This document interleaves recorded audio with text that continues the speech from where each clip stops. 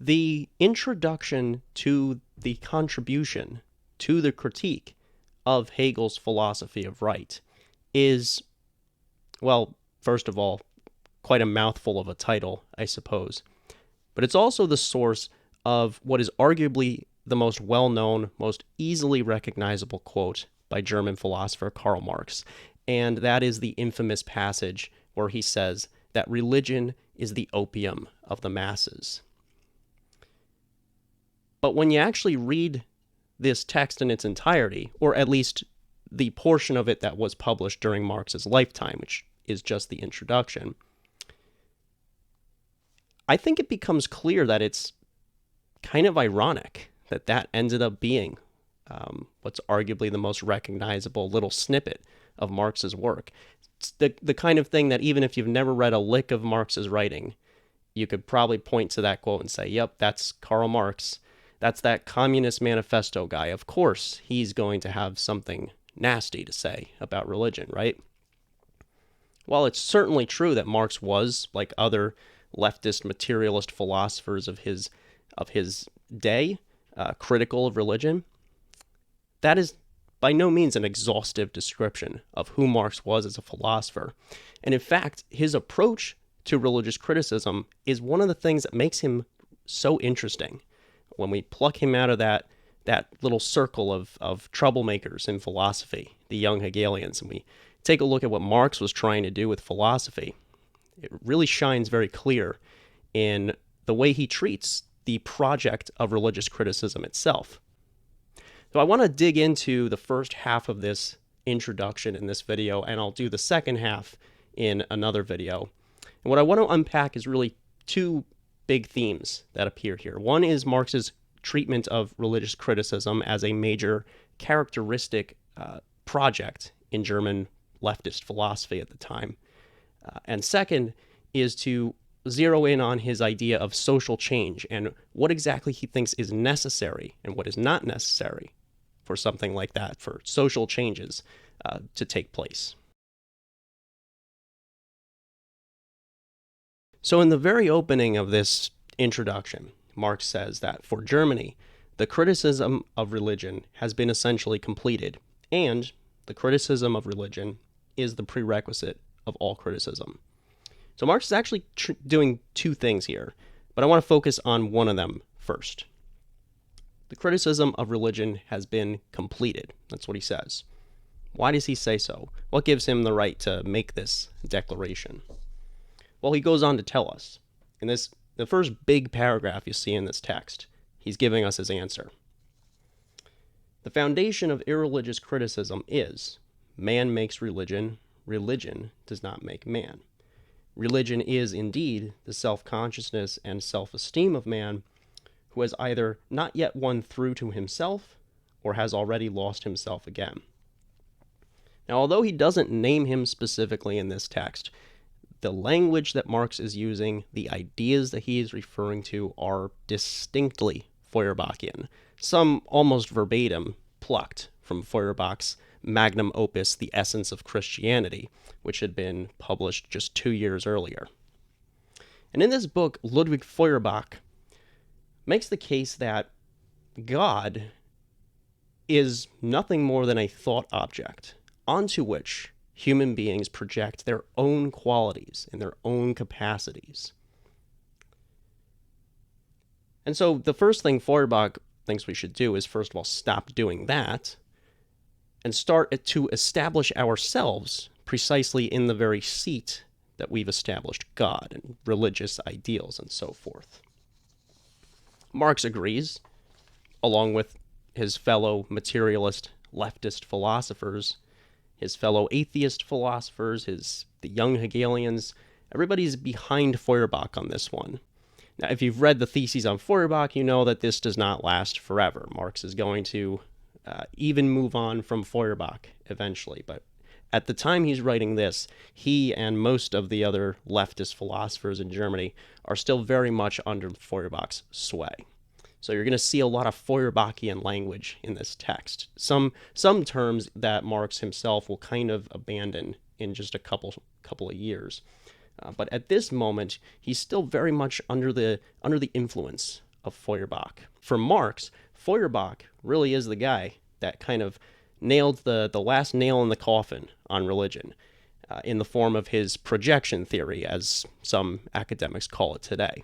Feuerbach says there is no God as such, there is just the idea of God. And we don't need it anymore. Presumably, Feuerbach seems to think, once we realize this, once we realize that God is just an idea, we won't need it anymore. We can just move on. We can replace God with something else. How about ourselves? Feuerbach would say. He'd say, how about we replace God with ourselves, with the essence of man, or with a human nature? What this amounts to saying is almost like the religious impulse is just a result of failing to carry the one. It's like a miscalculation. We've just made some kind of cognitive mistake. We've accidentally placed qualities and capacities that are proper to ourselves in this thought object we call God. That's just an error. Once we're aware of the error, we can stop making it. Well, that doesn't seem to be happening. Even in Marx's day, religion is perpetuating. I mean, Germany is a Christian state. Christianity is the state religion in Germany at the time of this article's writing.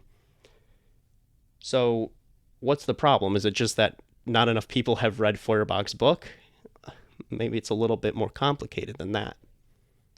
For Marx, being convinced of the truth, in his view, of this projection theory doesn't address the root of the problem. The root of the problem for Marx is going to be found in society. It is society which creates problems, which he thinks then give rise to the so-called religious impulse, or the need for religion in the first place. So even if you could convince somebody, hey, listen, you're just projecting your own qualities onto God, there is no God, etc., have a nice day. Well, that doesn't really address the social problems that caused that person to believe in religion to begin with, does it? Where he says that the criticism of religion is the prerequisite of all criticism, it should hopefully make sense why he would say something like that, and why that is not at all in conflict with saying that this criticism of religion is done, it's completed. What he's basically saying is it's necessary for the kind of social changes that he and these other leftist philosophers ostensibly want to make, but it's not sufficient on its own. Why not? Well, in an exceptionally lucid paragraph, Marx goes on to say, the abolition of religion as the illusory happiness of the people is the demand for their real happiness. To call on them to give up their illusions about their condition is to call on them to give up a condition that requires illusions. The criticism of religion is, therefore, in embryo, the criticism of that veil of tears of which religion is the halo. This is like probably one of my favorite little snippets of Marx's writing, even more so than the one that precedes it, the famous religion is the opium of the masses bit. Why? Because it's so clever.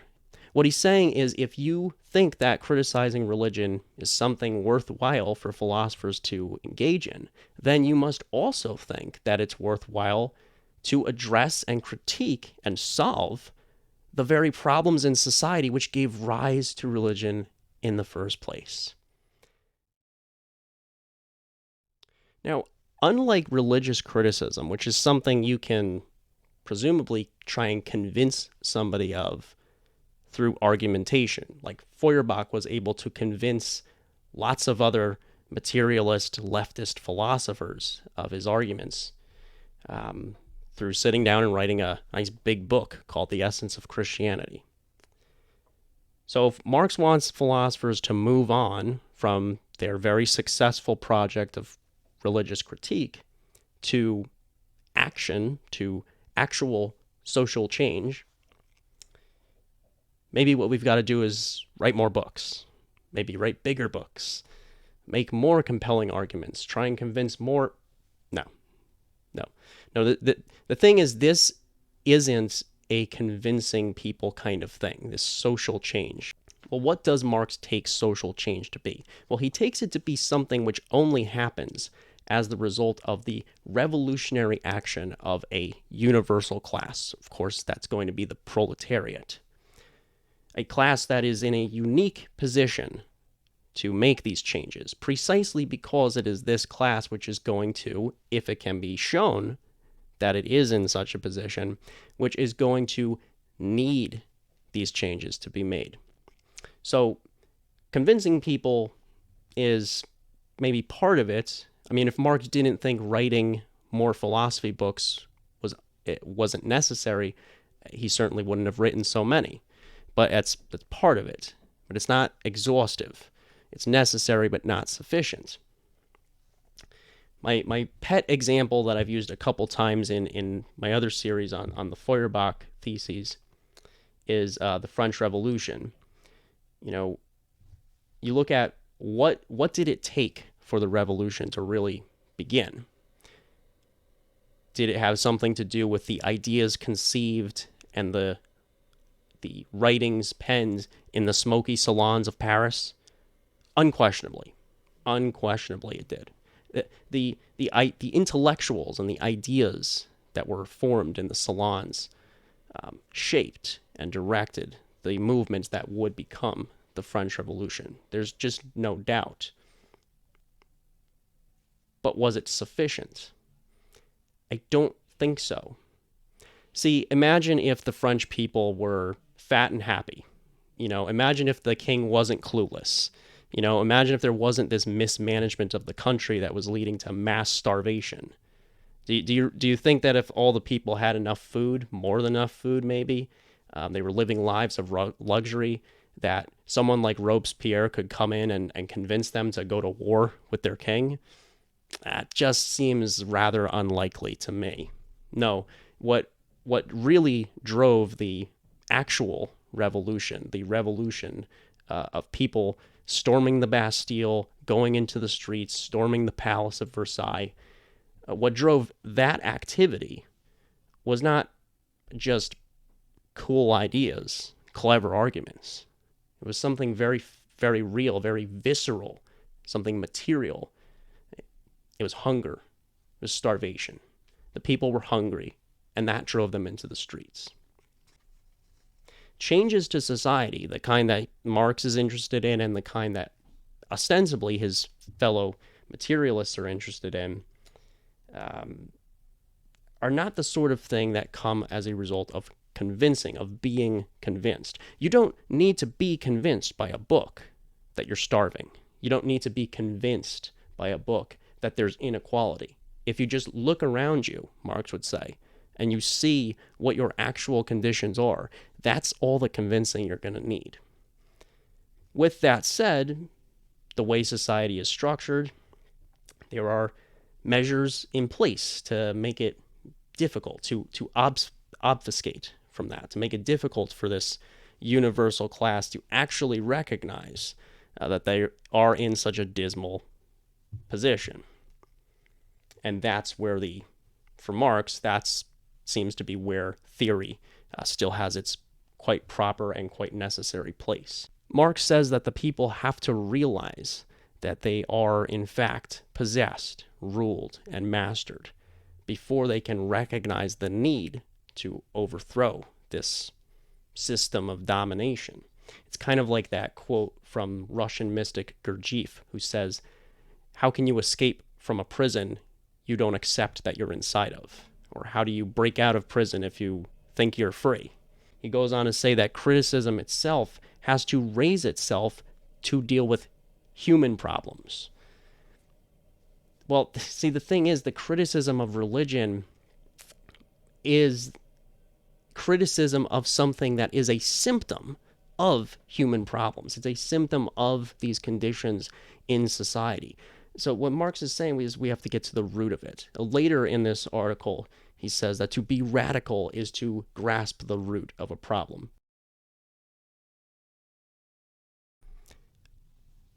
I think that if you told Marx when he was younger, look, in the future, your whole religion's the opium of the masses thing, that's going to be like your most famous quote, I think elicit one of two reactions. One might be frustration, like, oh, damn it, you're telling me they still won't learn after all these years. The other one might be a little more pessimistic. He might just sigh and say, yep, yeah, no, that sounds about right. I'm not surprised. Why would I say that? Why do I think that's how Marx would respond? Well, it's because it's precisely the criticism of religion that Marx is trying to get philosophers to move beyond. It's over. The philosophers have won. The materialist philosophers, the atheist philosophers have won, in his view. So what Marx is saying is, okay, let's move on. Move on to what? To action.